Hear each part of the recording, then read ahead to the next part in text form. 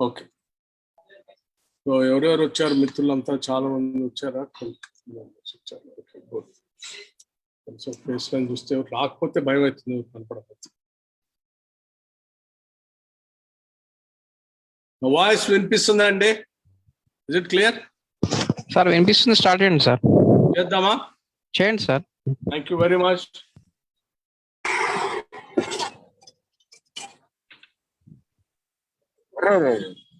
మిత్రులందరికీ నమస్కారం.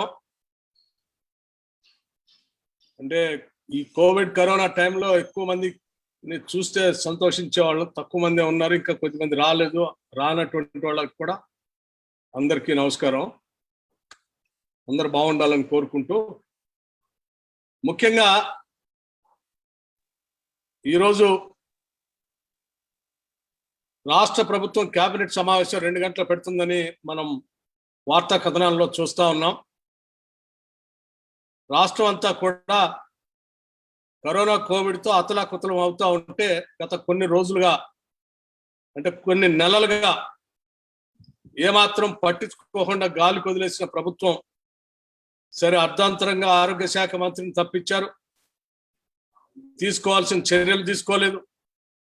సంవత్సరం క్రితమే మనం అటు శాసనసభలో కానీ బయట కానీ కాంగ్రెస్ పార్టీ పక్షాన వచ్చే రాబోయేటువంటి విపత్కర పరిస్థితుల్ని ముందే ప్రభుత్వ దృష్టి తీసుకొని వచ్చి తీసుకోవాల్సిన చర్యల గురించి చెప్పాం. అయినా తీసుకోలేదు. సరే గాలి మాటలు నవ్వులాటలు మాట్లాడి ఈరోజు ప్రజల ప్రాణాలన్నింటినీ కూడా గాలి కొదిలేసింది. అందులో భాగంగానే ఈరోజు చాలా విపత్కరమైనటువంటి పరిస్థితులు చూస్తూ ఉన్నాం. సరే ఏది ఏమైనప్పుడు ఇప్పటికైనా కేబినెట్ సమావేశం పెట్టి దాంట్లో ఈ కరోనా గురించి నిర్ణయం చేద్దామని చెప్తున్నటువంటి సందర్భంలో సిఎల్పి పక్షాన మేము కొన్ని స్పష్టమైనటువంటి డిమాండ్స్ని రాష్ట్ర ప్రభుత్వ దృష్టికి పెట్టదలుచుకున్నాం. దయచేసి మేము లేవనెత్తేటువంటి అంశాలన్నింటినీ కూడా కన్స్ట్రక్టివ్ సజెషన్స్గా భావించి రాష్ట్ర ప్రజల ఆయురారోగ్యాల దృష్ట్యా భావించి వీటన్నిటిని పరిగణలో తీసుకొని కేబినెట్ నిర్ణయం చేయాలని ఆశిస్తా ఉన్నాం. అట్లాగే డిమాండ్ కూడా చేస్తా ఉన్నాను. ముందుగా రాష్ట్ర ప్రభుత్వం కంట్రోల్ చేయలేకపోతున్నటువంటి సందర్భంలో కనీసం ఒక 15 రోజులైనా లాక్డౌన్, పెట్టి ఈ చైన్ ని బ్రేక్ చేయాలని చెప్పి ఈ ప్రభుత్వానికి స్పష్టమైనటువంటి సూచన చేస్తా ఉన్నాం. తద్వారా ఈ 15 రోజులు అంటే మినిమం క్వారంటైన్ డేస్ పాటిస్తే ఆ చైన్ బ్రేక్ చేయడానికి అవకాశం ఉంటుందని చెప్పి చాలా మంది శాస్త్రవేత్తలు చెప్తా ఉన్నారు, డాక్టర్లు కూడా చెప్తా ఉన్నారు. ఐఎంఏ కూడా ఈ విషయాన్ని తీసుకుని ప్రభుత్వాల దృష్టికి తీసుకొని వచ్చింది. దయచేసి దీన్ని తప్పనిసరిగా రాష్ట్ర ప్రభుత్వం పరిగణలో తీసుకోవాలని చెప్పి నేను డిమాండ్ చేస్తా ఉన్నాను. అట్లాగే రెండో అత్యంత ప్రధానమైనటువంటి అంశం, ఈరోజు కరోనా కోవిడ్ మారుమూల పల్లెటూళ్ళకు కూడా వ్యాపించి అత్యంత పేదవాళ్ళు సైతం ఈరోజు దీని బారిన పడి కొట్టుమిట్టాడుతున్నటువంటి ఈ పరిస్థితుల్లో వైద్యం చేపించుకోలేక, అందుబాటులో హాస్పిటల్ లేక, ఒకవేళ హాస్పిటల్ అందుబాటులో ఉన్న దాని ఫీజులు చెల్లించలేక, కనీసం అమ్ముకోవటానికి ఆస్తులు కూడా లేక అనేక రకాలైనటువంటి ఇబ్బందులు పడుతూ చాలా మంది ప్రాణాలని వదిలిపెడతా ఉన్నారు. ప్రజల ప్రాణాలు అతి ముఖ్యమైనవి కాబట్టి గత సంవత్సరం బడ్జెట్ సమావేశాల్లోనే కాంగ్రెస్ శాసనసభాపక్షం ఏ రకంగా అయితే ఈ కరోనా కోవిడ్ ట్రీట్మెంట్ ని ఆరోగ్యశ్రీలో చేర్చాలని డిమాండ్ చేశామో, ఆనాడు ముఖ్యమంత్రి గారు కూడా నిండు శాసనసభలో సిఎల్పి లీడర్ బట్టి విక్రమార్క చేసినటువంటి సూచనలు బాగా ఉన్నాయి, తప్పనిసరిగా పరిశీలన చేసి ఆరోగ్యశ్రీ గురించి పరిశీలన చేసి నిర్ణయం తీసుకుంటామని చెప్పారు. సంవత్సర కాలమైంది, ఇంతవరకు తీసుకోలేదు.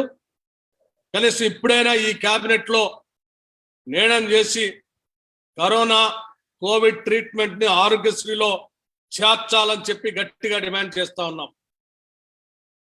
అట్లాగే దీన్ని కంట్రోల్ చేయడానికి స్టేట్ లెవెల్ ఒక మానిటరింగ్ కమిటీని, కరోనా కోవిడ్ ని కంట్రోల్ చేయడానికి స్టేట్ లెవెల్ సీనియర్ ఐఏఎస్ అధికారులతో ఒక మానిటరింగ్ కమిటీని వేసి, ఈ మానిటరింగ్ కమిటీ ఎప్పటికప్పుడు వ్యాక్సినేషన్స్ పైన పెద్ద మొత్తంలో వ్యాక్సినేషన్ జరిగేటట్టు, పెద్ద మొత్తంలో టెస్టులు జరిగేటట్టు, ఆ తర్వాత టెస్ట్ లో పాజిటివ్ వచ్చినటువంటి వాళ్ళందరికీ ట్రీట్మెంట్ అందేటట్టు, అవసరమైతే ఆక్సిజన్ బెడ్స్ ఎక్కడెక్కడ అవసరం ఉన్నాయో ఆ బెడ్స్ ఏర్పాట్లు, హాస్పిటల్లో మందులు అన్ని నిత్యం మానిటర్ చేయడానికి హై లెవెల్ సీనియర్ అధికారులతో కమిటీ వేయాలని చెప్పి డిమాండ్ చేస్తా ఉన్నాం. ఇదేదో ఒక్క principal secretary medical and health తోనో ఒక చీఫ్ సెక్రటరీ మానిటరింగ్ చేస్తేనో కాదు, ఇది 24 hours దీన్ని మానిటరింగ్ చేస్తూ దీనికి సంబంధించినటువంటి వ్యవస్థని ప్రజలకు ఎప్పటికప్పుడు తెలుసుకోవటం కోసం ఒక యాప్ను కూడా, ఢిల్లీ టైప్ లో ఒక యాప్ను కూడా డెవలప్ చేసి, ఆ యాప్ లో హైదరాబాద్ నగరం నుంచి మారుమూల ప్రాంతంలో ఉన్నటువంటి హాస్పిటల్ వరకు బెడ్స్ అవైలబిలిటీ, ఏ ఆసుపత్రుల్లో ఏ ఆక్సిజన్ బెడ్స్ అవైలబిలిటీ ఉన్నాయి, నార్మల్ బెడ్స్ ఎక్కడ ఉన్నాయి, వెంటిలేటర్ బెడ్స్ ఎక్కడ ఉన్నాయి అనేది ఎప్పటికప్పుడు సామాన్యులు సైతం అందుబాటులోకి వచ్చేటట్టుగా దాన్ని డెవలప్ చేసి ఓపెన్ చేసి పెట్టాలని చెప్పి ప్రభుత్వాన్ని డిమాండ్ చేస్తా ఉన్నాం. అట్లాగే డిస్ట్రిక్ట్ లెవెల్లో కూడా ఒక సీనియర్ అధికారులతో, ఐఏఎస్ అధికారులతో ఒక కమిటీ వేసి డిస్ట్రిక్ట్ కలెక్టర్ కన్వీనర్ గా ఉంటూ ఆ జిల్లాలో కూడా దీన్ని కంట్రోల్ చేయడానికి అదే స్థాయిలో ఒక మానిటరింగ్ కమిటీ, వ్యాక్సినేషన్, టెస్ట్లు, beds availability, oxygen availability, injections availability 24 hours monitor చేసేటట్టుగా, ఎవరికి ఎప్పుడు ఏ అవసరం ఉన్నా ఈ కమిటీకో వారిచ్చిన నెంబర్లకు ఫోన్ చేస్తే అందుబాటులోకి వచ్చేటట్టుగా ఉండేటట్టుగా ఈ monitoring committee, district level committee కూడా ఉండాలని చెప్పి అలా అపాయింట్ చేయమని రాష్ట్రంలో ఉన్నటువంటి చాలా మంది సీనియర్ ఐఏఎస్ అధికారులు ఇటువంటి పాండమిక్ సిచ్యువేషన్ లో వేరే డిపార్ట్మెంట్స్ లో అవసరమైతే ఆ పనులన్నింటినీ కూడా పక్కన పెట్టి వాళ్ళందరినీ కూడా ఈ కరోనా కోవిడ్ కంట్రోల్ చేయడం కోసం ఆయా జిల్లాలకి కమిటీలు వేసి పంపించాల్సిందిగా కోరుతా ఉన్నాను.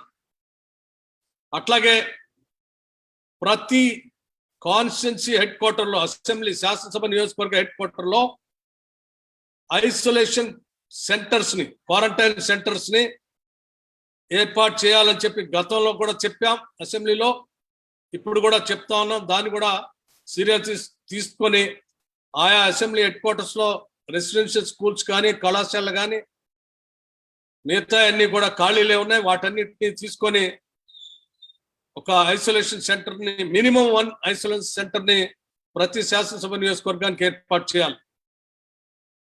అట్లాగే ఆల్ మండల్ హెడ్ క్వార్టర్స్ లో ఉన్నటువంటి పిహెచ్సిస్ అన్నిటిని కూడా కన్వర్ట్ చేసి minimum 30 bedded oxygen 30 bedded hospitals ని మండల్ హెడ్ క్వార్టర్స్ లో ఉన్న పిహెచ్సిస్ లో మినిమం 30 బెడెడ్ 30 బెడ్స్ తో, ఆక్సిజన్ తో కూడినటువంటి 30 బెడ్స్ ని ఏర్పాటు చేసి డీసెంట్రలైజ్డ్ ట్రీట్మెంట్ స్టార్ట్ చేస్తే తప్ప దీన్ని కంట్రోల్ చేయటం చాలా కష్టం అని కూడా రాష్ట్ర ప్రభుత్వానికి హెచ్చరిస్తా ఉన్నాం. ఇవాళ గ్రామాల్లో విరివిగా విస్తృతంగా ఇది వ్యాప్తి చెంది టెస్ట్ చేసిన తర్వాత అందరూ డిస్ట్రిక్ట్ హెడ్ క్వార్టర్ బెడ్ కోసం వస్తే ఏ జిల్లా హెడ్ క్వార్టర్స్ లో బెడ్స్ దొరకట్లేదు. అట్లాగే క్యాపిటల్ సిటీకి వస్తే అంతకంటే దొరకట్లేదు. అందుకోసం ఈ బెడ్స్ అవైలబిలిటీ అనేది డీసెంట్రలైజ్ చేసి అప్ టు మండల్ లెవెల్ కి తీసుకొని పోతే తప్ప ఈ గందరగోళ పరిస్థితి నుంచి ఈ సమాజాన్ని కాపాడలేం, ఈ రోగుల్ని కాపాడలేం. కాబట్టి ఆ నిర్ణయం చేయాలని చెప్పి నేను చాలా సీరియస్ గా రాష్ట్ర ప్రభుత్వాన్ని డిమాండ్ చేస్తా ఉన్నాం. రాష్ట్ర ప్రభుత్వం ఒక విషయాన్ని ఆలోచన చేయాలి. రెవెన్యూ లేదనో లేకపోతే ఇంకో ఇబ్బంది ఉందో అనో బాధపడితే వీ కెన్ అండర్స్టాండ్. గత సంవత్సరంతో పోల్చుకుంటే భారీగా రెవెన్యూ పెరిగిందని 2,30,000 కోట్లతో బడ్జెట్ ప్రవేశపెట్టినటువంటి ఈ రాష్ట్ర ప్రభుత్వం కరోనా కోవిడ్ తో బాధపడుతున్నటువంటి ఈ రోగులందరినీ రక్షించడానికి కావలసినటువంటి బడ్జెట్ అలాట్ చేయడం పెద్ద సమస్య కాదు. గత కొన్ని సంవత్సరాలుగా దాదాపు 5 లక్షల కోట్లని అప్పుగా తీసుకొచ్చి వివిధ ప్రాజెక్టుల కోసం ఖర్చు పెడుతున్నా అని చెప్తున్నటువంటి ప్రభుత్వానికి అవసరమైతే రాష్ట్రంలో ఉన్నటువంటి ప్రజల ప్రాణాలను కాపాడటానికి ఈ ఖర్చు పెద్ద మొత్తం కూడా కాదు. దీనికల్లా కావాల్సిందల్లా పొలిటికల్ విల్, ప్రజల్ని కాపాడాలనేటువంటి ఒక బలమైనటువంటి లక్ష్యం, విల్ పవర్ ఒకటే కావాలి. అది లోపించటం వల్లే ఈరోజు రాష్ట్రంలో ఉన్నటువంటి ప్రజలు కానీ దేశంలో ఉన్నటువంటి ప్రజలు కానీ ఈరోజు ఈ విపత్కరమైనటువంటి పరిస్థితులు ఎదుర్కొంటున్నారు. ఇవాళ వ్యాక్సినేషన్ అనేది దేశంలో మనందరికీ తెలిసిందే. ఉచితంగా వ్యాక్సినేషన్ మసూసికి కానీ పోలియోకి కానీ వెంటబడి రాష్ట్ర ప్రభుత్వాలు ఆ వ్యాక్సినేషన్ చేస్తాయి ఉచితంగా. అటువంటిది ఒక సంవత్సర కాలం నుంచి మనకి సమస్య ఉత్పన్నమవుతుందని తెలిసిన దగ్గర నుంచి ఉన్నటువంటి 4 కోట్ల మంది ప్రజలకు కావాల్సిన విధంగా ప్లాన్ చేసుకొని ఎన్ని కోట్లు డోసులు కావాలి, ఎన్ని కోట్ల డోసులు ఎక్కడి నుంచి స్టార్ట్ చేయాలనేటువంటి ఒక యాక్షన్ ప్లాన్ ని ఎంతో అనుభవం కలిగినటువంటి ఒక ఐఏఎస్ అధికారులకి ఒక టీం గొప్పచెప్పి చేపించున్నట్లయితే ఈ గందరగోళ పరిస్థితులు కూడా ఉండే కాదు.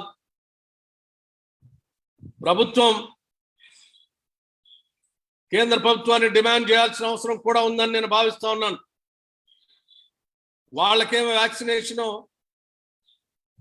150 రూపాయలకి, రాష్ట్రాలేమో 400 కొనుక్కోని కేంద్రం చెప్తా ఉన్నప్పుడు కేంద్రమైనా రాష్ట్రమైనా అందరూ కూడా ప్రజలకే వ్యాక్సినేషన్ ఉచితంగా ఇచ్చేది కాబట్టి అందరికీ అతి తక్కువ ధరకి అందుబాటులో తీసుకొని రావడం కోసం ప్రయత్నం చేసి అదే స్థాయిలో ఇప్పించాలి. కానీ 400 రూపాయలు మేము ఎందుకు పెట్టి కొనాలి అని చెప్పి ఈ రాష్ట్ర ముఖ్యమంత్రి, రాష్ట్ర ప్రభుత్వం ఎందుకు కేంద్ర ప్రభుత్వాన్ని అడగట్లేదు అనే సందేహం కూడా నాకు కలుగుతాం. ఈ ప్రశ్నను కూడా వాళ్ళకి సంధించి సాధ్యమైనంత వరకు ఎక్కువ మొత్తంలో వ్యాక్సినేషన్లు ఇక్కడే వ్యాక్సిన్ ప్రొడక్షన్ కూడా ఎక్కువ పెద్ద మొత్తంలో జరుగుతోంది కాబట్టి దాని మీద సీరియస్ గా దృష్టి సారించి వ్యాక్సినేషన్ కోసం వచ్చేటువంటి ప్రజలు ఇబ్బందులు పడకుండా, గందరగోళ పరిస్థితి లేకుండా ఒక యుద్ధ ప్రాతిపదికన తీసుకోవాల్సినటువంటి ప్రణాళికాబద్ధంగా మొత్తం మెషినరీ, గవర్నమెంట్ మెషినరీ మొత్తాన్ని దీని మీదనే మానిటర్ చేయడానికి వ్యవస్థని ఏర్పాటు చేయాలని చెప్పి రాష్ట్ర ప్రభుత్వాన్ని డిమాండ్ చేస్తా ఉన్నాను. ఎట్టి పరిస్థితుల్లో ఇవి చేస్తారని, వాటితో పాటు ఈ state level monitoring committee isolation centers కోసం హైదరాబాద్ లాంటి నగరంలో ఉన్నటువంటి అనేక హోటల్స్ ఉన్నాయి, అన్ని ఖాళీలే ఉన్నాయి. రూమ్స్ అన్ని హ్యాండ్ ఓవర్ చేసుకోండి 50%. రేట్లు మినిమం అతి తక్కువ ధరకి రేట్లు ఫిక్స్ చేసి ఐసోలేషన్ క్వారంటైన్ సెంటర్ పోవాలనుకున్నటువంటి వాళ్ళందరూ కూడా ఆ రూమ్స్ తక్కువ ధరకే రాష్ట్ర ప్రభుత్వం ఈ మానిటరింగ్ సెల్ అలాట్ చేసేటట్టుగా వ్యవస్థను ఏర్పాటు చేయాలని కూడా డిమాండ్ చేస్తా ఉన్నాం. అట్లాగే జిల్లా హెడ్ క్వార్టర్స్ లో ఉన్నటువంటి హోటల్స్ కూడా హ్యాండ్ ఓవర్ చేసుకొని డిస్ట్రిక్ట్ లెవెల్ మానిటరింగ్ కమిటీ ఆ బెడ్స్ కూడా వాళ్ళకి అలాట్ చేసేటట్టుగా, తక్కువ ధరలకు అలాట్ చేసేటట్టుగా వ్యవస్థను ఏర్పాటు చేసుకోవచ్చు. అట్లాగే ఆక్సిజన్ సంబంధించి ప్రతి గంటకు ఒకసారి మానిటర్ చేసుకుంటూ ఇవి అందుబాటులో ఉండేటట్టుగా చూడాలి. మిగతా కార్యకలాపాలు ఏమైనా కానీ అవి ఒక రోజో, ఒక వారమో, ఒక నెల, ఒక 6 నెలల్లో ఆలస్యమైనా కానీ పెద్ద నష్టమే ఉండదు. కానీ కరోనా కోవిడ్ పేషెంట్స్ కి 1 నిమిషం లేట్ అయినా, ఒక 2 నిమిషాలు లేట్ అయినా ప్రాణాలు పోతాయి. కాబట్టి ప్రాణాలు పోకుండా ఉండటం కోసం అనుక్షణం ఉన్న వ్యవస్థను మొత్తాన్ని కూడా ఇట్టే డైవర్ట్ చేయండి. రిసోర్సెస్ అన్నింటిని కూడా ఇక్కడికే డైవర్ట్ చేయండి. ఇలా చేయాలని రాష్ట్ర ప్రభుత్వాన్ని డిమాండ్ చేస్తా ఉన్నాను. మరొక్కసారి నేను ముగించే ముందు మీడియాకి ప్రధానమైనటువంటి 4 మళ్ళీ గుర్తు చేస్తా ఉన్నాను. మినిమం 15 days లాక్డౌన్ పెట్టాలి. 2 ఆరోగ్యశ్రీలో చేర్చాలి. 3 స్టేట్ లెవెల్ సీనియర్ ఐఏఎస్ అధికారులతో ఒక మానిటరింగ్ కమిటీ వేసి వ్యాక్సినేషన్, హాస్పిటల్ బెడ్స్ అన్ని మానిటర్ చేస్తూ వాళ్ళు కంట్రోల్ చేయాలి. డిస్ట్రిక్ట్ లెవెల్లో కూడా సీనియర్ ఐఏఎస్ అధికారులతో ఒక మానిటరింగ్ కమిటీ వేయాలి. ప్రతి అసెంబ్లీ సెగ్మెంట్ కి మినిమం ఒక ఐసోలేషన్ క్వారంటైన్ సెంటర్ పెట్టాలి. ప్రతి మండల హెడ్ క్వార్టర్లో మినిమం 30 బెడ్డెడ్ ఆక్సిజన్ బేస్డ్ వ్యవస్థని ఏర్పాటు చేయాలి. ఇలా చేసుకుంటూ ఈ మానిటరింగ్ కమిటీ ఎప్పటికప్పుడు వస్తున్నటువంటి వైద్య పరిజ్ఞానాన్ని పరిగణలో తీసుకొని ఏ రోజుకి ఆ రోజు అప్డేట్ చేసుకుంటూ ముందుకు పోతే తప్ప మనం ఈ రాష్ట్ర ప్రజలను కాపాడలేనటువంటి పరిస్థితిలో ఉన్నాం. దయచేసి ముఖ్యమంత్రి గారు వైద్య ఆరోగ్య శాఖ వారి దగ్గరే ఉంది కాబట్టి వారు రాజకీయ క్రీడలను పక్కన పెట్టి ముందుగా రాష్ట్ర ప్రజల ప్రాణాలను కాపాడేటువంటి కార్యక్రమానికి బాధ్యత తీసుకోవాలని చెప్పి సిఎల్పి పక్షాన వారు డిమాండ్ చేస్తా ఉన్నాను. సార్ నమస్తే సార్, నేను రాజు, మన V6. చెప్పండి రాజు. మొన్న మీరు నెక్స్ట్ డేనే సీఎం అపాయింట్మెంట్ కావాలని డిమాండ్ చేశారు. అపాయింట్మెంట్ చేయకపోతే కూడా మా కార్యాచరణ ప్రకటిస్తాను మొన్న సిఎల్పి సమావేశంలో. ఫర్దర్ స్టెప్ ఏమన్నా తీసుకున్నారా సార్? ఏం జరిగింది? రోజు మేము అపాయింట్మెంట్ కోసం మానిటర్ అడుగుతా ఉన్నాం. కానీ దురదృష్టం ఇన్ రైటింగ్ రాతపూర్వకంగా కూడా పంపించాం వారికి. ఇంతవరకు వారు రెస్పాండ్ కాలేదు. కరోనా కోవిడ్ విస్తృతంగా ఉంది కాబట్టి బయటకు వచ్చి మేమేమో రోడ్డు మీద ఒక కార్యక్రమాన్ని చేపడితే దాని ద్వారా కూడా కోవిడ్ వ్యాప్తి చెందే ప్రమాదం ఉంటుంది కాబట్టి వెనక ముందు ఆలోచన చేస్తున్నాం. కాకపోతే తప్పనిసరిగా ఏ రకమైనటువంటి ఒత్తిడి తేవాలనేది ఆలోచన చేస్తున్నాం. గవర్నర్ గారిని ఒకసారి కలిసి వారి అపాయింట్మెంట్ అడిగి ఉన్న పరిస్థితులు వారికి చెప్దాం అనేటువంటి ఆలోచనలో ఉంది. సార్ మొన్న NSU స్టూడెంట్స్ మల్లారెడ్డి వైద్య కళాశాల ముందట పీపీ కిట్ వేసుకుని ఆందోళన తీరులు, వాళ్ళ మీద కేసులు, నాన్ బెయిలబుల్ కేసులు కూడా ఫైల్ చేశారు. అంటే NSU వాళ్ళు ఆందోళన చేశారు. మీరు ప్రధాన ప్రతిపక్షము, సిఎల్పి నేత, రాష్ట్రంలో విపత్కర పరిస్థితులు ఉన్నప్పుడు కనీసం అపాయింట్మెంట్ ప్రభుత్వం కావచ్చు, సీఎం కావచ్చు, మీరు ఎలాంటి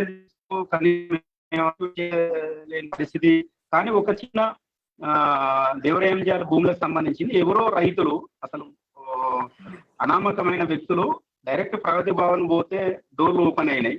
మీలాంటి వాళ్ళకి ఇప్పుడు ఎందుకు ఓపెన్ కావట్లేదు? దీని మీద చర్చించడానికి కనీసం టైం కూడా ఇవ్వలేని పరిస్థితిలో ప్రభుత్వం కావచ్చు, సీఎం కావచ్చు ఉన్నారంటే దీన్ని ఏ విధంగా చూస్తారు? ఇది నేను పోయినసారి బడ్జెట్ సమావేశాల్లో కూడా చాలా స్పష్టంగా మీలాగా నేను ఆవేదన చెంది రాష్ట్ర ముఖ్యమంత్రిని అడిగాను. బహుశా లైవ్ లో మీరు కూడా వింటారు. అసలు మీరెందుకు కలవరు అని.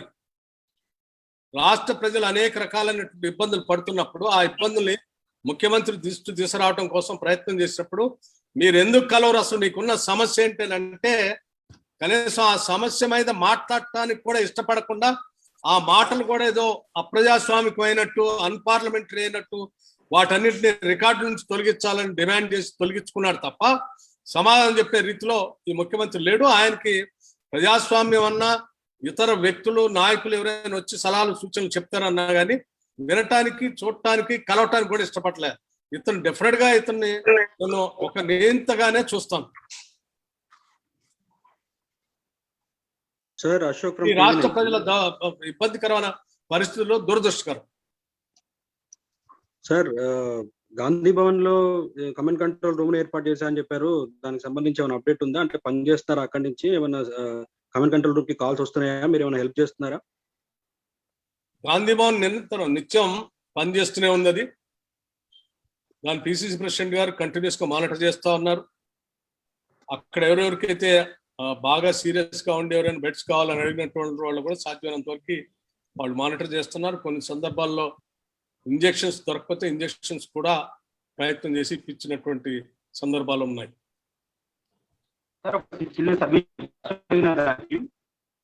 అట్లాగే ఇప్పుడు మిత్రుడు రాజు అడిగినటువంటి ఎన్ఎస్యుఐ కార్యకర్తలు ప్రభుత్వ భూమిలో మంత్రి మల్లారెడ్డి గారు ఆసుపత్రులు నిర్మించుకున్నారని, ఆ నిర్మించుకున్న ఆసుపత్రి అక్రమంగా ప్రభుత్వ భూమి కాబట్టి ఆ ఆసుపత్రిలో కరోనా కోవిడ్ ట్రీట్మెంట్ చేయాలని వెళ్ళారు. ఇది న్యాయమైనటువంటి డిమాండ్. ఇది అలా వెళ్ళినటువంటి వాళ్ళని అక్రమంగా అరెస్ట్ చేయటమే కాకుండా నాన్ బెయిలబుల్ కేసులు పెట్టి బెయిల్ కూడా రాకుండా తప్పుడు కేసులు పెట్టి వాళ్ళు జైలుకి పంపించారు. అంటే ఎవరైనా పొరపాటున ప్రశ్నించినా లేకపోతే ప్రభుత్వ భూములు ఆక్రమించుకున్నారని చెప్పడానికి ప్రయత్నం చేస్తే కూడా జైలు వేసి లోపలేస్తా ఉన్నాం. సార్ నమస్తే, నేను శ్రీనివాస్ సార్, టీవీ 5. శ్రీనివాస్ గారు నమస్తే అండి. సార్ ఇప్పుడు రాష్ట్రంలో ఆక్సిజన్ కొరత చాలా విపరీతంగా ఉంది. మీరేమో ఇంకా మండల స్థాయి వరకు 30 బెడెడ్ హాస్పిటల్ ని ఆక్సిజన్స్ తోటి ఏర్పాటు చేయాలనేటువంటి డిమాండ్ పెడుతున్నారు. హైదరాబాద్ నగరంలో కింగ్కోటిలోనే మనం చూసాం, మనం ఆక్సిజన్ లేక ఒక 3 చనిపోయినటువంటి పరిస్థితి ఉంది. దారుణమైన సిచ్యువేషన్స్ ఉన్నాయి. అంటే ఆక్సిజన్ కొరత అనేది వస్తుందని ప్రభుత్వం ముందుగా గ్రహించలేదా? ఎందుకు ఈ రకమైనటువంటి పరిస్థితులు ఉన్నాయి? ఆక్సిజన్ కొరత వస్తుందని అసలు జనరల్ గా ఈ కరోనా కోవిడ్ వస్తుందని చెప్పినప్పుడే, ప్రపంచ దేశాల్లో వచ్చినప్పుడే ఈ దేశానికి ఈ ప్రభుత్వానికి శాసనసభలో చర్చ కూడా వచ్చింది. బేసిక్ గా మనకు కావాల్సింది ఆక్సిజన్, అట్లాగే వెంటిలేటర్స్, బెడ్స్ అని చెప్పాము కూడా. సో ఆక్సిజన్ కొరత వస్తుందని కూడా తెలుసు. కాకపోతే ఏంటంటే ప్రభుత్వానికి ఒక నిర్లక్ష్యం. ఆ నిర్లక్ష్యమే ముఖ్యమంత్రి గారి ప్రసంగంలో శాసనసభలో మనకు కనపడింది. ఓ పారాసెటమాల్ వేసుకుంటే సరిపోతుంది, ఏ ఒట్టి గాలికి లేచిపోతుంది, మేము కనీసం మాస్క్ కూడా కట్టుకోము, నాతో పాటు నా ఎమ్మెల్యేలు మంత్రులు కూడా మాస్క్ కట్టుకోకుండా ఊరికి పోయి సేవ చేస్తాం అని ఒక నిర్లక్ష్యపు మాటలు ఈరోజు పంపముంచుతా ఉన్నాయి. ఆక్సిజన్ కొరత ఏర్పడుతుందని తెలిసి ముందుగా ప్లాన్ చేసుకొని ఉండుంటే ఈరోజు ఆక్సిజన్ ఇబ్బందే ఉండేది కాదు, పెద్ద సమస్య కాదు. ఆక్సిజన్ ప్లాంట్ పెట్టడానికి మా అయితే ఖర్చు ₹1 కోటి అంటున్నారు. 2,30,000 కోట్ల బడ్జెట్ లో ఈ రాష్ట్రం జిల్లాకు ఆక్సిజన్ ప్లాంట్ పెట్టినా 30 కోట్లు కాదు, సమస్య వచ్చేది కాదు. అంటే ఇది వస్తుంది, ప్రమాదకరం, ఇది ఏర్పాటు చేసుకోవాలంటే అది పెద్ద సమస్య కాదు, 2-3 నెలలు పెట్టుకునేది. దీనికి ఏంటంటే ఈ ప్రభుత్వానికి పనిచేసే వ్యవస్థలన్నింటినీ చంపేశారు. అసలు ఏ వ్యవస్థ, బ్యూరోక్రటిక్ వ్యవస్థ కానీ, ఏ డిపార్ట్మెంట్ కానీ, ఏ మంత్రి కానీ ఎవరు పని చేయకుండా అన్నింటి చంపేశారు. ఒక సెంట్రలైజ్డ్ ముఖ్యమంత్రి ఒక్కడే తను కమాండ్ ఇస్తేనే పని జరగాలి, ఏదైనా కదలాలి, లేకపోతే లేదు.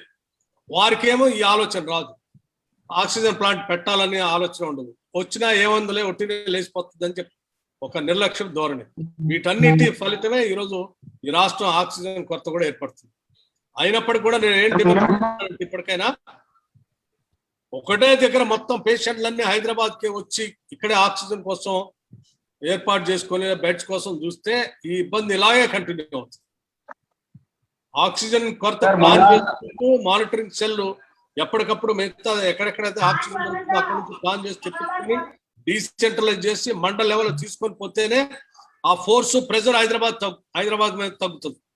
అట్లాగే వాళ్ళకి అక్కడ అందుబాటులోకి వస్తే అక్కడే ట్రీట్మెంట్ దొరుకుతుంది, ఖర్చు తగ్గుతుంది, కాన్సన్ట్రేషన్ తగ్గుతుంది. అందుకే డీసెంట్రలైజ్ చేయమని చెప్తున్నాను. Mr. Bhatti, this is Sriram Kari from Deccan Chronicle, sir. Yeah, good afternoon. Sir నా ప్రశ్న ఏంటంటే దేశవ్యాప్తంగా వ్యాక్సిన్ కార్యక్రమం కిందకి వెళ్ళిపోతుంది. ఇప్పుడు 5 లక్షల దాకా వ్యాక్సిన్స్ ఇవ్వగలుస్తున్నాం పర్ డే. మన ప్రధానమంత్రి గారు నరేంద్ర మోదీ గారు గ్లోబల్ ఫోరంలో ఐపీ ఇంటెలెక్చువల్ ప్రాపర్టీ సస్పెండ్ చేసి వరల్డ్ లో ఉన్న వ్యాక్సిన్ తాలూకు ఫార్ములా అన్ని దేశాలకి ఇస్తే మేము మ్యానుఫ్యాక్చర్ చేసుకుని అందరికీ వ్యాక్సిన్ ఇస్తాం అంటున్నారు. ఐసీఎంఆర్ఏ కోవాక్సిన్ తాలూకు ఫార్ములా డెవలప్ చేసింది. ఇది ఇండియన్ గవర్నమెంట్ కు ఉన్న ఐపీ. అది ఒకే కంపెనీ భారత్ బయోటెక్ కి మొనోపలీ రైట్స్ టు మ్యానుఫ్యాక్చర్ ఇచ్చారు. వాట్ వీఆర్ వండరింగ్ ఇస్ ఈ సమయంలో ఈ గవర్నమెంట్ ఆఫ్ ఇండియా ఉన్న pharma companies vaccine manufacturing capacities అన్నిటినీ వాడి ఈ IP Bharat Biotech monopoly end చేసి అట్లీస్ట్ భారతదేశంలో ఉన్న పౌరులందరికీ వ్యాక్సిన్ వచ్చి దాకా ఇమీడియట్ గా ఈ ఐపీ షేరింగ్ చేయగలరా? దాని మీద కాంగ్రెస్ ఒపీనియన్ అడుగుతున్నాం. కాంగ్రెస్ పార్టీ దీనికి సంబంధించి చాలా స్పష్టంగా ఇప్పటికే సోనియా గాంధీ గారు లెటర్ కూడా రాశారు. ఇటువంటి పాండమిక్ వచ్చినప్పుడు ఇటువంటి మోనోపలి అనేది లేకుండా చేసి ఎమర్జెన్సీ సిచ్యువేషన్ లో దాన్ని ఆ సొల్యూషన్ లేకపోతే ఆ ఫార్ములా అందరికీ అందుబాటులో తీసుకుని వచ్చి ప్రొడక్షన్ తయారు చేసి అందరికీ వ్యాక్సినేషన్ ఇచ్చే కార్యక్రమం చేయాల్సినటువంటి అవసరం ఉంది. దీనికి సంబంధించి మనం గతంలో భారతదేశంలో చట్టం చేసినప్పుడు కూడా అందులో కండిషన్ వెసులుబాటు కూడా పెట్టుకున్నామని చెప్పారు. అట్లాగే మీరు చెప్పినట్టు ఇవాళ WHO కానీ లేకపోతే మిగతా వాళ్ళు కానీ అందరూ కూడా ఇదే మాట్లాడుతూ ఉన్నారు. అట్లాగే భారత ప్రధానమంత్రి కూడా ఇక్కడ భారత బయోటెక్ ద్వారా కోవాక్సిన్ తయారు చేసేటటువంటి ఫార్ములాని వ్యాక్సినేషన్ అందుబాటులో లేదు కాబట్టి ఈ వ్యాక్సినేషన్ ఫార్ములాని అందరికీ ఇచ్చి పెద్ద మొత్తంలో ప్రొడక్షన్ తయారు చేపించేసి అందరికీ వ్యాక్సిన్ అందుబాటులో తీసుకొచ్చేటువంటి కార్యక్రమాన్ని భారత ప్రభుత్వం చేయాలి కూడా. అలా చేయకపోవటమే ఈరోజు ఈ పరిస్థితులు ఎదుర్కొంటున్నాం. పేటెంట్ రైట్ ఏదైతే ఉంటుందో ఇటువంటి ఎమర్జెన్సీ పీరియడ్ లో ఆ పేటెంట్ రైట్స్ కూడా తొలగించడానికి ఒక చట్టం కూడా ఉంది. దాన్ని ఉపయోగించి ఈరోజు చేయొచ్చు. కానీ ఆ చేయాలనేటువంటి ఆలోచన దీన్ని అందరికీ అందుబాటులో తీసుకురావాలనేటువంటి తపన పాలకుల పైన ఉంటే అసలు ఇంత పెద్ద ప్రమాదంలో మనం పడేవాళ్ళం కాదు. We still agree and demand that patent rights తో ఉన్నటువంటి ఈ ఫార్ములాని ఇటువంటి ఎమర్జెన్సీ పీరియడ్ లో అత్యవసరమైనటువంటి ప్రాణాపాయమైనటువంటి పరిస్థితుల్లో దాన్ని అందరికీ అందుబాటులో తీసుకొచ్చి అందరూ వ్యాక్సినేషన్ తయారు చేయగలిగినటువంటి ఇండస్ట్రీస్ అందరికీ ఇచ్చి విరివిగా ప్రొడక్షన్ తయారు చేసి అందరికీ అంత తొందరలో ఎంత వీలైతే అంత తొందరలో ఇది అందుబాటులో తీసుకొస్తే మంచిదని కాంగ్రెస్ పార్టీ పక్షాన మేము ప్రగాఢంగా నమ్ముతున్నాం. చేయాలని కూడా డిమాండ్ చేస్తున్నాం. సార్ నేను రవికాంత్ మాట్లాడుతున్నాను సార్, హిందూ నుంచి. Yes sir. సార్ ఇప్పుడు కాంగ్రెస్ కానీ బీజేపీ కానీ స్టేట్ లో ఒక ఎఫెక్టివ్ ఆపోజిషన్ గా పనిచేయలేకపోతున్నాయి డ్యూరింగ్ దిస్ పాండమిక్ ఆల్సో. ఇంత పరిస్థితులు ఉన్నా జనాలు ఆక్సిజన్ దొరక్క బెడ్ దొరకక ఉంటే కూడా ఆపోజిషన్ పార్టీస్ అసలు గవర్నమెంట్ మీద ఏం ప్రెషర్ పెట్టలేకపోతున్నాయి అనేది ఒక స్ట్రాంగ్ ఒపీనియన్ ఉంది సార్ సొసైటీలో. So what do have to say about this? ఈ పాండమిక్ గవర్నమెంట్ మీద బాగా ప్రెషర్ పెట్టడం అని అంటే రోడ్డు మీదకి వచ్చి ధర్నా కార్యక్రమం చేయటం లాంటిది. దురదృష్టం ఏంటంటే కాంగ్రెస్ పార్టీ కొంత సెన్సిబుల్ పార్టీ కాబట్టి రోడ్డు మీదకి వచ్చి ధర్నా చేసి ఇంకా ఈ కరోనా వ్యాప్తికి మనం కారణం కాకూడదు అనేటువంటి ఆలోచనతో ప్రభుత్వాలకు కన్స్ట్రక్టివ్ సజెషన్ చేస్తూ ముందుగానే ఇది వచ్చేదానికంటే ముందు నుంచి అటు కేంద్ర ప్రభుత్వాన్ని రాహుల్ గాంధీ గారు కానీ ఇక్కడ రాష్ట్ర ప్రభుత్వాన్ని సిఎల్పి పక్షాన్ని కానీ పార్టీ పక్షాన్ని కానీ మేము 1 సంవత్సర కాలం ముందు నుంచే హెచ్చరిస్తూ వచ్చాం. ఇగో ఇంత విపత్కరమైన పరిస్థితులు వస్తాయి, దీనికి కావాల్సిన ఏర్పాట్లన్నీ ఈ రకంగా చేసుకోండి, చేయాలని డిమాండ్ చేస్తూ వచ్చాం. మా ఒత్తిడి మొత్తం కూడా మీడియా ద్వారా మాత్రమే చేయగలం తప్ప ఈరోజు రోడ్డు మీదకి వచ్చి ధర్నాలు చేసి లేకపోతే హాస్పిటల్ ముందు ధర్నాలు చేసి ఇంకో కార్యక్రమం చేస్తే ప్రతిపక్షాలు కరోనా వ్యాప్తికి వీళ్ళే దోహదం అవుతున్నారు అనేటువంటి పరిస్థితి ప్రజల్లో రాకూడదు. అట్లాగే ప్రభుత్వానికి కూడా రాకూడదని ఆలోచనతో చేయట్లేదు. అట్లాగే ప్రభుత్వ లోపాలు భయంకరంగా ఉన్నాయని చెప్పడం కోసం చాలా సిఎల్పి పక్షాన మీకు తెలియదు కాదు, ప్రతి జిల్లా హెడ్ క్వార్టర్ హాస్పిటల్ని కోవిడ్ పీక్ స్టేజ్ లో ఉన్నప్పుడు కూడా హాస్పిటల్ అన్ని సందర్శించి ఆయా ఆసుపత్రుల్లో ఏ పోస్టులు ఖాళీగా ఉన్నాయి, ఎంతమంది డాక్టర్లు వేకెంట్ గా ఉన్నాయి, ఎన్ని బెడ్స్ అవసరం అని చెప్పి హాస్పిటల్ వారీగా, జిల్లాల వారీగా లెక్కలతో సహా కన్స్ట్రక్టివ్ గా ఈ రాష్ట్ర ప్రభుత్వానికి నిండు శాసనసభలో సభాపతి ద్వారా ఒక చిట్టాన్ని పంపించిన సంగతి కూడా మీకు కూడా తెలిసిందే. సో కాంగ్రెస్ పార్టీ పక్షాన నాకు తెలిసి అటు సోనియా గాంధీ గారు కానీ, దేశంలో రాహుల్ గాంధీ గారు కానీ, ఇట్లా రాష్ట్రంలో ఉత్తమ్ కుమార్ రెడ్డి గారు కానీ పిసిసి ప్రెసిడెంట్ గా, లేకపోతే శాసనసభలో శాసనసభ పక్ష నాయకుడిగా నేను కానీ, మేమందరం కూడా ఎప్పటికప్పుడు ఈ ప్రభుత్వం మీద మీ అలసత్వం వల్ల ఇంత ప్రమాదం ఏర్పడబోతుంది, దీనికి కావాల్సిన చర్యలు ఈ రకంగా తీసుకోండి అని చాలా స్పష్టంగా సలహాలు సూచనలు కూడా చెప్పాం.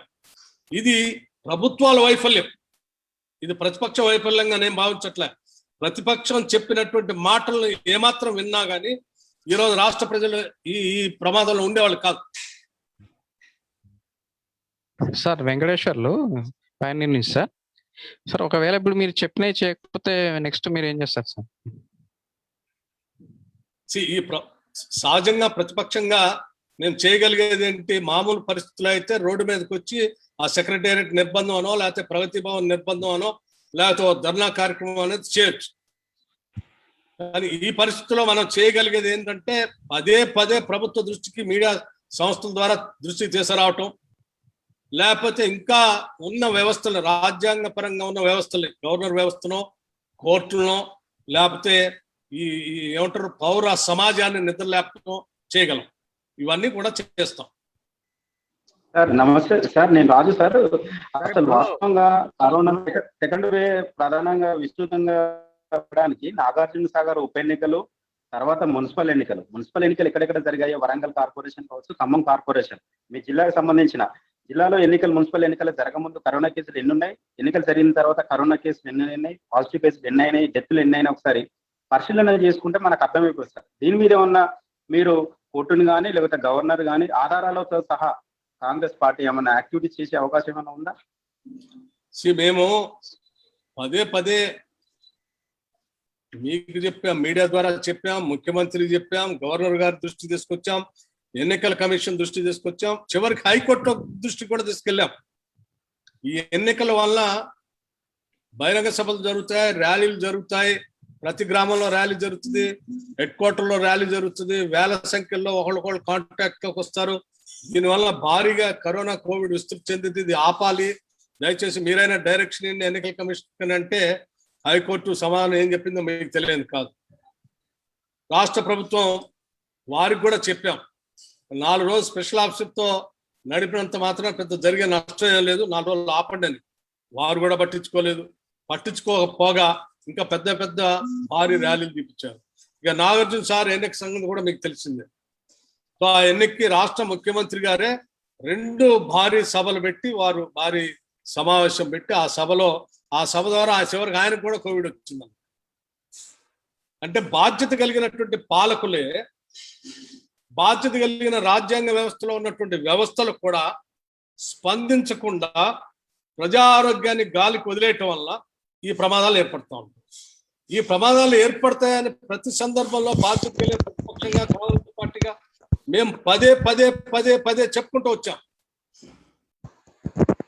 మాకు ఈ సమాజం పట్ల బాధ్యత, అవగాహన ఉంది కాబట్టి చెప్పుకుంటూ వస్తూ ఉన్నాం. కానీ ఏమాత్రం పట్టించుకొని ప్రభుత్వం వల్ల ఈరోజు ఈ సమస్యలు ఉత్పన్నమయ్యాయి. వాళ్ళ డెఫినెట్ గా నాగార్జునలో కానీ, ఖమ్మంలో కానీ, వరంగల్లో కానీ వాటికి సంబంధించిన సమాచారంతో గవర్నర్ గారికి మేము కలిసినప్పుడు ఇస్తాం లెక్క కూడా. ల్యాండ్ ఇష్యూస్ మీద ఒక నిమిషం bro. Hello sir, land issues మీద ఒక నిమిషం మిత్రమా. ల్యాండ్ ఇష్యూస్ మీద మీరు ఫీల్డ్ విజిట్ చేయడం కానీ, అదే ల్యాండ్ ఇష్యూస్ మీద ఎన్ఎస్యుఐ వాళ్ళు మల్లారెడ్డి హాస్పిటల్ దగ్గర కానీ వెళ్ళడం జరిగింది కదా సార్. మరి మేము సిఎల్పి సమావేశం అయిన తర్వాత కూడా చాలా స్పష్టంగా మీడియాలో చెప్పాం, భూమి సరే తప్పనిసరిగా భూమి చుట్టూ ఈరోజు రాజకీయ క్రీడకు తెరలేపారు కాబట్టి ప్రభుత్వ భూములు ఆక్రమణకు గురవుతున్నాయన్నటువంటి అంశం ద్వారా అసలు కరోనా కోవిడ్ మానిటర్ చేస్తున్న వైద్య ఆరోగ్య శాఖ మంత్రిని తొలగించారు కాబట్టి డెఫినెట్ గా ఇది ఒక ఇంపార్టెంట్ అంశంగా రాష్ట్ర రాజకీయాల్లో మారింది. అలా మారినప్పుడు దానికి సంబంధించిన సమాచారం రాష్ట్ర ప్రజలకు తెలియాలి కాబట్టి దానికి సంబంధించి మాట్లాడారు. కానీ దాని మీదనే అసలు మినిమం కూడా చేయకుండా ప్రజలు చెప్పకుండా ఉండకూడదు కాబట్టి కొన్ని అంశాలు దాని ద్వారా చెప్పాం. అలాగని మొత్తం భూమి చుట్టే ఈరోజు తిప్పాలనేటువంటి అంశం కూడా కాదు. ఎందుకంటే భూమి ఆక్రమణకు గురైనటువంటి భూమి కానీ, లేకపోతే ఎండోమెంట్స్ భూమి కానీ, లేకపోతే ఎస్ఎన్ భూములు కానీ, ఇవన్నీ ముందు ప్రజల ప్రాణాలని కాపాడిన తర్వాత వాటి మీద కూడా దృష్టి సారిస్తాం.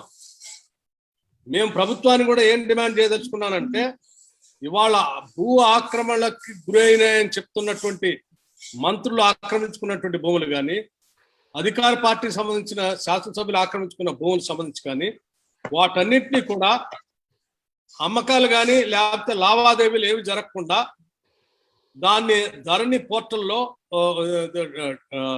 లాక్ చేసి పెట్టేసి అని చెప్పి కూడా రాష్ట్ర ప్రభుత్వం డిమాండ్ చేస్తుంది.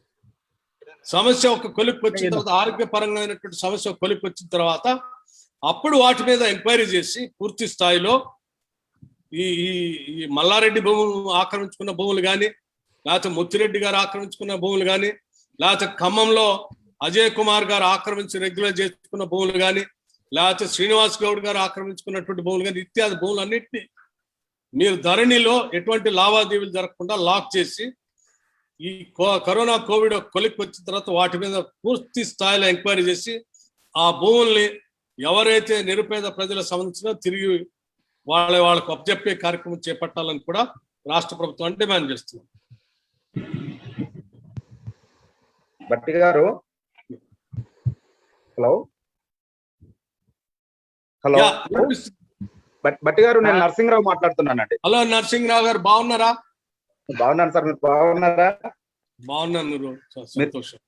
మీరు రాష్ట్ర వ్యాప్తంగా హాస్పిటల్ ని సందర్శించి పెద్ద ఎత్తున ఖాళీలు ఉన్నాయి, వాటిని భర్తీ చేయాలని చెప్పి జిల్లాలు, హాస్పిటల్స్ మీరు వివరాలు, ఖాళీలను బయటపెట్టారు. ఈ రోజు కరోనా సమయంలో తాత్కాలిక పద్ధతిలో 3 నెలల పాటు పనిచేయడం కోసము 50,000 మెడికల్ సిబ్బంది భర్తీ కోసము ప్రభుత్వం నోటిఫికేషన్ జారీ చేసింది. అయితే ఒకవైపు నీట్ కోసము ప్రిపేర్ అవుతున్నటువంటి సమయంలో ఇస్తారా, లేదంటే ఈ కష్టకాలంలో ప్రాణాలని పణంగా పెట్టి ఈ తాత్కాలికంగా పనిచేసేందుకు ఉద్యోగులు, వైద్య సిబ్బంది వస్తారని మీరు అనుకుంటున్నారా? అసలు ఏం పుట్టింది ప్రభుత్వానికి? సంవత్సరం నుంచి గాడిదలు కాస్తుందా? ఈ సమస్య వస్తుందని తెలుసు కదా, వస్తుందని తెలిసే స్పష్టమైనటువంటి ఆధారాలతో సహా ఎక్కడ ఖాళీ ఇచ్చాం. 50,000 పోస్టులు అప్పుడే రిక్రూట్మెంట్ కాల్ చేస్తున్నట్లయితే ఇప్పటికల్లా డాక్టర్లు అందరూ రిక్రూట్ అయి ఉండేవాళ్ళు, వీళ్ళందరికీ సేవ చేసేటువంటి అవకాశం కూడా వాళ్ళకి దొరికేది, వీళ్ళని రక్షించుకునే భాగ్యం మనకు కూడా కలిగేది. ఇప్పటికైనా ఈ 50,000 మంది తాత్కాలికంగా కాకుండా పర్మనెంట్ గా రిక్రూట్ చేసుకోవటం చాలా అవసరం. ఎందుకంటే ఇవన్నీ ఎగ్జిస్టింగ్ వేకెన్సీసే, శాంక్షన్ పోస్టులే. అంటే కరోనా కోవిడ్ కోసం అదనంగా కూడా పోస్టుల గురించి నేను చెప్పలే. కోవిడ్ రాకముందే ఉన్న ఆసుపత్రుల్లో శాంక్షన్ పోస్టులు ఎన్ని ఖాళీలు ఉన్నాయని చెప్పాం. వాటిని రిక్రూట్ చేసినా ఈరోజు చాలా వరకు మన ప్రజలను రక్షించగలిగేవాడు. ఈ ప్రభుత్వానికి ప్రజా వైద్యం పైన, ఆరోగ్యం పైన అసలు చిత్తశుద్ధే లేదండి. మీకు తెలియదు కదా, ఆ రోజు శాసనసభలో ఆరోగ్యశ్రీ పైన సిఎల్పి లీడర్ గారు చాలా చక్కటి సూచన చేశారు, పరిశీలన చేస్తా అన్నాడు. సంవత్సరం అయింది, ఏమైందండి? టాస్క్ ఫోర్స్ కమిటీని వేయాలా? ప్రైవేట్ ఆసుపత్రుల్లో బిల్లులు విపరీతంగా రాక్షసులు పీల్చినట్టు పిలుస్తున్నారు ప్రజల రక్తాన్ని అంటే, ఇప్పుడే వేసేస్తాను, వారానికి ఒకసారి వాళ్ళు మానిటర్ చేస్తారు, వారానికి ఒకసారి ప్రభుత్వానికే కాదు ప్రతిపక్షంలో ఉన్న ఫ్లోర్ లీడర్స్ అందరికీ వీక్లీ వన్స్ రిపోర్ట్ చేస్తారు వాళ్ళని అన్నారు. ఏమైందండి? అంటే ఎప్పటికప్పుడు ఆ టైంకి మాటలు చెప్పేసి ప్రజల్ని ఆ భ్రమల్లో ఉంచటమే ముఖ్యమంత్రి గారు అలవాటు అయిపోయి, ఆ భ్రమలకు అలవాటు పడిన ప్రజలు ఈరోజు ఇన్ని ఇబ్బందులు, బాధలు అనుభవిస్తా ఉన్నారు.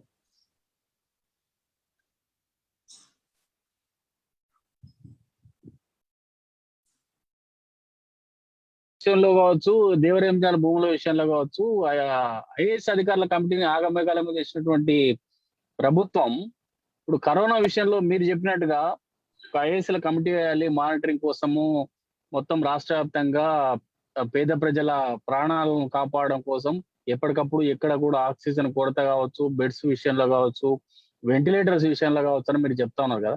ప్రభుత్వానికి ఎందుకు ఈ ఆలోచన రాలేదనుకుంటారు? ఇప్పుడు కేవలం భూముల విషయంలోనే ఐఏఎస్ అధికారుల కమిటీ వేశారు, హడావిడి చేశారు, కానీ కరోనా కట్టడి విషయంలో ఎందుకు ప్రభుత్వంలో హడావిడి కనిపించడం లేదనుకుంటారు? ఆ ప్రభుత్వానికి ప్రజల అవసరాల కోసం పాలన చేద్దాం అనే ఆలోచన ఉంటే కదండి.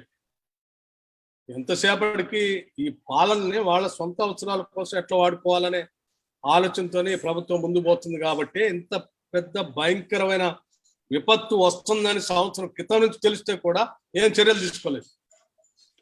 ప్రజలు ఎప్పటికైనా గమనించాలి. ఈ ముఖ్యమంత్రి ఈ మంత్రి మండలి వల్ల ఇంతమంది చనిపోతా ఉన్నారు. ఇవాళ ఇంతమంది ఆక్సిజన్ అందక 5 నిమిషాలు ఆక్సిజన్ అందక 6 చనిపోయారు ఒక ఆసుపత్రి. 4 నిమిషాలు 6 నిమిషాలు ఆక్సిజన్ అందక ఇంకో 10 మంది ఇంకో దగ్గర చనిపోయారు. అంటే నిమిషానికి కూడా ఎంతో విలువైంది. అటువంటి పరిస్థితుల్లో చూడాల్సిన దాన్ని ఏమో గాలికి వదిలేసి ఈ వ్యామ్జాల భూములు ఎక్కడ పోతాయండి? ఎవరైనా సంఖలో చుట్టుకొని సంఖలో పెట్టుకొని తీసుకొని పోయే భూములు కాదు, అవి అక్కడే ఉంటాయి. వాళ్ళ కాదు రేపొద్దునైనా వాటిని ఎంక్వైరీ చేసి సంబంధిత ఎవరైతే ఆక్రమించారో వాళ్ళ మీద చర్యలు తీసుకోవచ్చు. ఆ భూముల్ని తిరిగి వాళ్ళ పంపిణీ కూడా చేయొచ్చు. ఆ భూములు ఎక్కడ పోవు, ప్రాణాలు మాత్రం పోతే ఎనికి రావు. ఇది టైమ్లీ యాక్షన్ ఇక్కడ అవసరం ఇప్పుడు అంటున్నాం. అలాగని దాన్ని కూడా వదిలిపెట్టాల్సిన అవసరం లేదు. కానీ దానికి కొద్దిగా టైం ఉంది. అది ఫస్ట్ ప్రయారిటీ మనకి, ఇది తర్వాత సెకండ్ ప్రయారిటీ. ఓకే సార్, ప్రాణాలు కాపాడాలి. భట్టి గారు,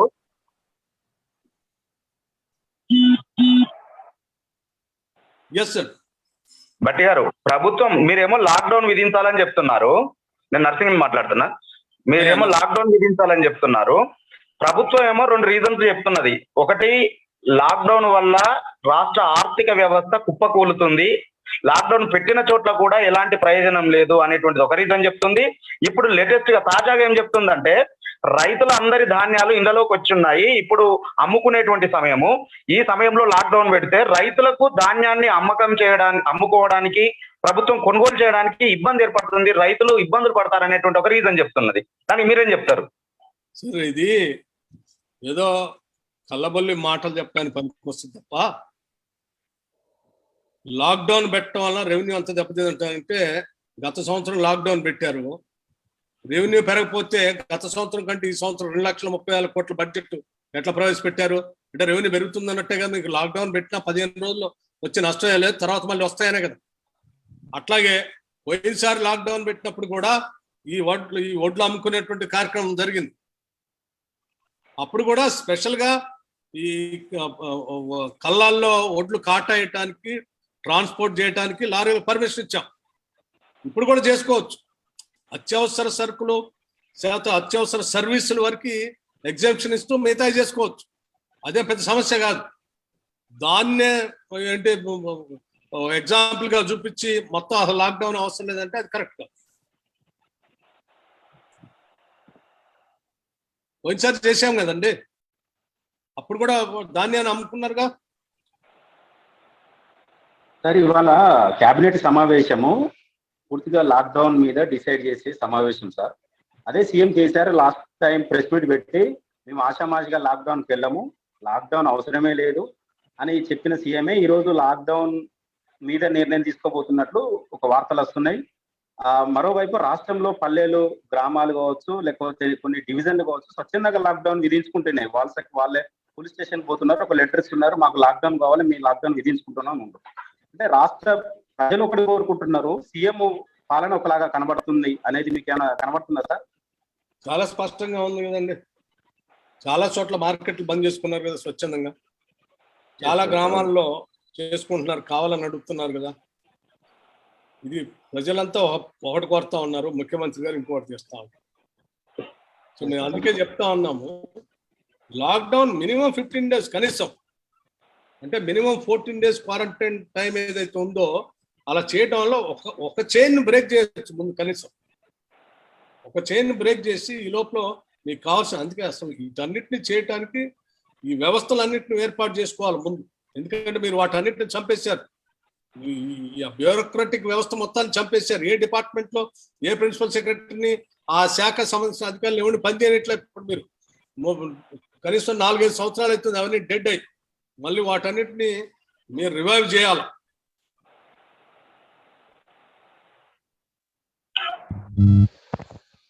ఓకే సార్. కంపల్సరీ ఆరోగ్యశ్రీలో పెట్టాలనేది ఆలోచన చేయాలి. Okay right. అలాగే నాది ఇంకో ప్రధానమైన డిమాండ్ కూడా ఉంది.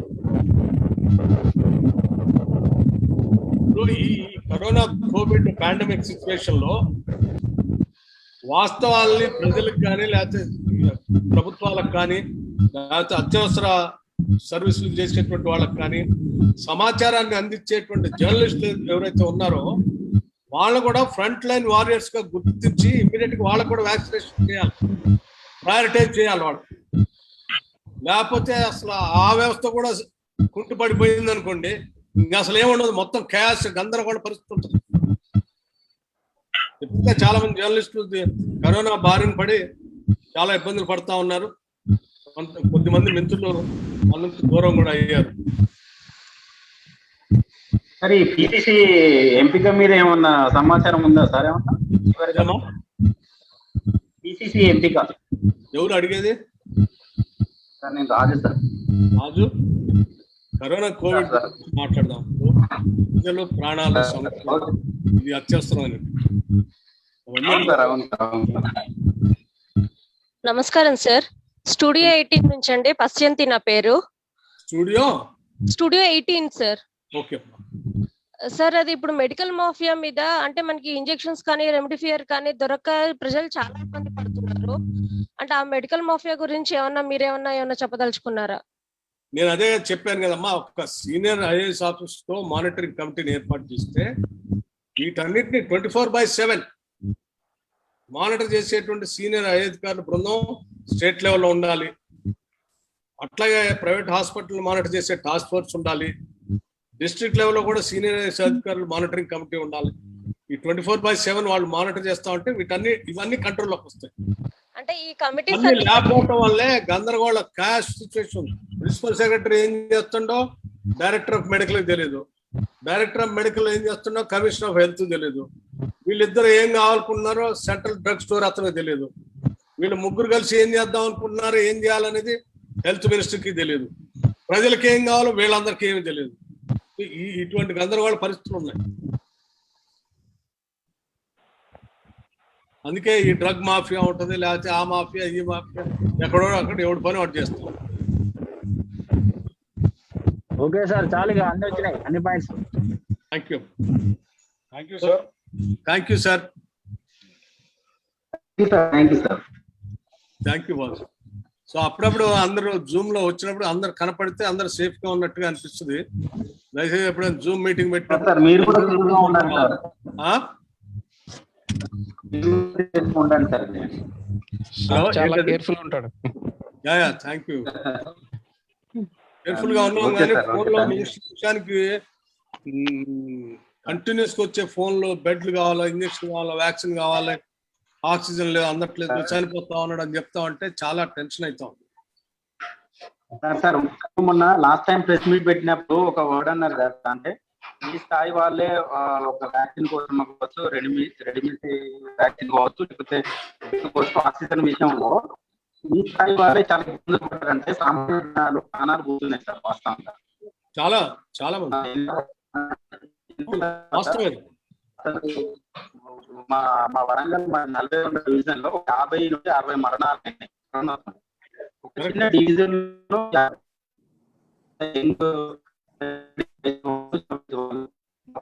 నాన్నకు పాజిటివ్ వస్తే మా ఫ్రెండ్ కు వాళ్ళ అమ్మకు హార్ట్ స్ట్రోక్ వచ్చింది. వెంటనే వీళ్ళని హాస్పిటల్ వేసిళ్ళు. ఆయన ఐసోలేట్ పోయిండు.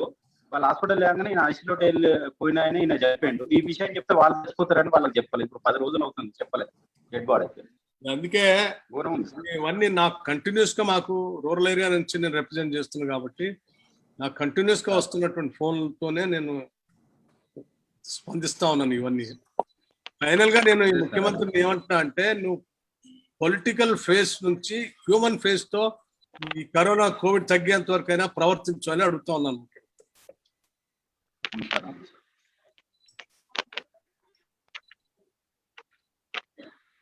Okay sir, thank you sir. Thank you.